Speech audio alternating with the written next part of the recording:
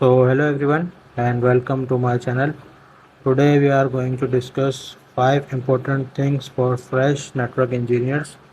तो वीडियो को स्टार्ट करते हैं और पॉइंट नंबर 1 ये है ग्रैब द अपॉर्चुनिटी। यानी कि जैसे अभी आपने CCNA की ट्रेनिंग ली है, CCNA आपने कंप्लीट किया, सर्टिफिकेशन आपने नहीं करी, सिर्फ आपने जो है अभी ट्रेनिंग ली और ये सब चीज़ें सीखी हैं, उसके अंदर राउटिंग स्विचेस और ये सब चीज़ें आपने समझी हैं या प्रैक्टिकल किए हैं पैकेट ट्रेसर के ऊपर।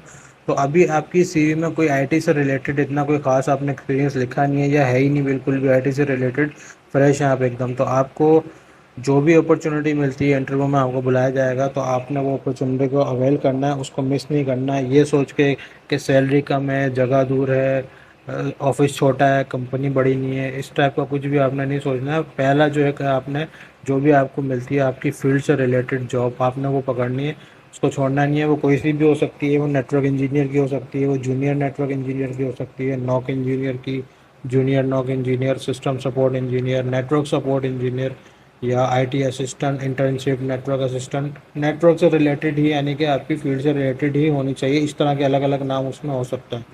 So for the learning purpose आपने जो है उसको मिस नहीं करना। जो भी अपॉर्चुनिटी आपको मिलती है, सैलरी कम है जो भी, आपने वो पकड़ लेनी है। उसके बाद आपने लर्निंग पे अपने फोकस करना है। उसके बाद नेक्स्ट पॉइंट पे चलते हैं। Point number 2 is if you failed in the interview. यानी कि अभी आप इंटरव्यू देने गए, आपको बिल्कुल भी कोई आइडिया नहीं है इसके अंदर वो क्या पूछेगा, क्या क्या क्या पूछता है, शायद थोड़ा बहुत आपको किसी ने बताया हो। तो आपने ये करना है, क्योंकि इन द स्टार्टिंग जो फ्रेश होते हैं वो 70-80% चांसेस होते हैं उनके कि वो इंटरव्यू में गलत करके आ जाते हैं। यानी कि 10 से 12 सवाल उनसे पूछे जाते हैं, तो वो 3 या 4 के सवाल जवाब सही देते हैं, बाकी वो गड़बड़ कर देते हैं, कन्फ्यूज़ हो जाते हैं। तो आपने ये करना है कि घर आने के बाद सारे वो सवाल जो आपसे पूछे गए हैं उनको ठीक से याद करके उसी टाइम लिख लेना है। ये नहीं कि आप कल पर डाल दें, उनको आपने पहले लिख लेना है सारा कुछ कि मुझसे क्या क्या पूछा गया था।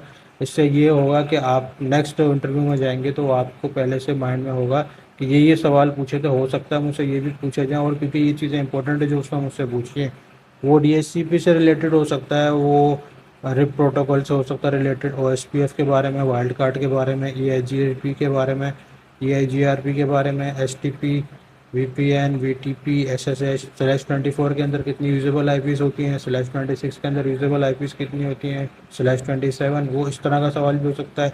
IPv4 कितने बिट्स होते हैं उसके अंदर, बाइट्स में वो कितना होता है। OSI मॉडल जो है वो क्या होता है, 7 लेयर्स बताते हैं। VLAN कितने होते हैं, क्यों बनाते हैं, कितने होते हैं टोटल, इस तरह का सवाल कुछ भी हो सकता है मोस्टली जो पूछे जाते हैं। तो वो आपने जो भी सवाल उसमें आपसे पूछे हैं वो आपने राइट डाउन करना है। उससे ये होगा कि नेक्स्ट इंटरव्यू के लिए आप जो है प्रिपेयर होंगे काफ़ी। इसके अलावा भी और चीज़ें आप खुद भी लर्न कर लीगा। उसके बाद चलते हैं थर्ड के ऊपर। Third point is avoid and ignore. यानी कि अभी आपकी फ़र्स्ट जॉब है, जैसे कि आपको किसी तरीके से फ़र्स्ट जॉब मिल गई ना, आपके पास एक्सपीरियंस था इतना, लेकिन उनको बंदा चाहिए था, उन्होंने आपको रख लिया। अब वहाँ पे ये होगा कि हो सकता है आपको ऐसे मिले जो कि 60 to 70% चांसेस होते हैं कि वहाँ पे कोई ना कोई सीनियर आपका, बॉस आपका, कोई ना कोई आपको ऐसा मिल जाता है जो आपको थोड़ा सा टाउट करता है, तो थोड़ा सा तंजबाजी करता है, आपको आपके ऊपर काम का लोड डालता है, आपको थोड़ा सा शर्मिंदा करता है कि यार तुम्हें यही नहीं पता, तुम्हें इसका भी नहीं पता, तुम्हें ये भी नहीं आता, तुमने कहाँ से पढ़ा है, वहाँ पे ये तुम्हें नहीं बताया क्या।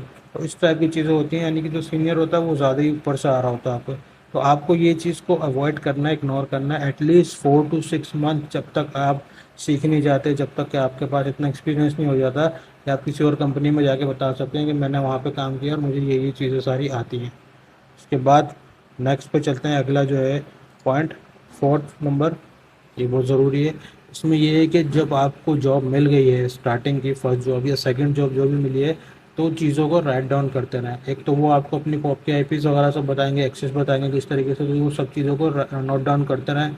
पासवर्ड्स होंगे उनके कुछ स्विचेस के और भी चीज़ों के, तो वो आपको बताएंगे, तो उनको आप नोट डाउन करते रहें ताकि अगली बार जब वो आपको काम बोलें तो आप फटाफट जो है उस चीज़ के ऊपर एक्सेस करके उनको आंसर दे सकें। बजाय इससे कि अभी आप पासवर्ड सोचने में लगे हुए हैं या पासवर्ड जो है ढूंढने में लगे हुए हैं, तो वो आपका पीछे मुंह देख रहा है कि इंटरफेस का मुझे वो बता दो, IP बता दो उसकी क्या है, इस इंटरफेस पे कौन सी IP है या उसका पोर्ट नंबर क्या है, तो उसमें ही आप लगे रहेंगे। तो ये आपके लिए बहुत मुश्किल हो जाएगी और ये नेक्स्ट जॉब में भी आपके लिए बहुत काम आएगी। इससे जो लिखा हुआ होगा आपको पता होगा कि मैंने वहाँ क्या क्या करा है, क्या क्या सीखा है, जो कि नेक्स्ट इंटरव्यू में आपसे ये चीज़ पूछी जाती है, क्योंकि अब आप एक्सपीरियंस हो चुके हैं। उसके बाद लास्ट पॉइंट पर चलते हैं, पॉइंट नंबर 5, जो कि बहुत ज़रूरी है भी। Complete your notice period. अभी आपकी फ्रेश जॉब है, फर्स्ट या सेकंड जोन सी भी है, तो आपने कोशिश ये करनी है कि अगर आपको कहीं और अपॉर्चुनिटी अच्छी मिल रही है या आप 4-6 महीने 8 महीने आपके पूरे हो गए, बस अब आप स्विच करना चाह रहे हैं किसी वजह से, तो कोशिश करें सही तरीके से वहाँ पे रिज़ाइन दें। उसके बाद अपना जो नोटिस पीरियड है उसको कंप्लीट करें, अपने ड्यूज़ क्लियर करें वहाँ से। उसके बाद आपने कोशिश ये करनी है कि उस कंपनी का आपने सर्टिफिकेट, एक्सपीरियंस लेटर टाइप का होता है, वो 6 महीने का भी देते हैं कुछ लोग, 1 साल का भी देते हैं, तो वो आपने वहाँ से रिसीव करना। 6 महीने तक का होता है वो दे देते हैं कुछ लोग होते हैं वो साल से कम पे नहीं देते। लेकिन अगर ऐसी कोई पॉलिसी है तो आपने कोशिश करनी है कि अपना वहाँ पे उससे सर्टिफिकेट है वो आप ले लें। उसके अलावा नोटिस पीरियड आपने दिया हुआ होगा तो नेक्स्ट जॉब में आपको कुछ डॉक्यूमेंट्स चाहिए होते हैं, अपॉइंटमेंट लेटर होता है कुछ, और सैलरी स्लिप्स होती हैं इस तरह के, यानी कि एज अ प्रूफ वो लोग मांगते हैं कि आपने इस कंपनी में काम किया, इस तारीख को ज्वाइन किया।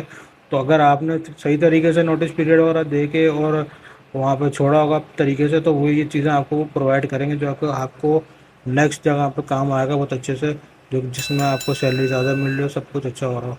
सो I hope you like the video. मिलते हैं नेक्स्ट वीडियो में। Do subscribe the channel. Take care. Bye bye.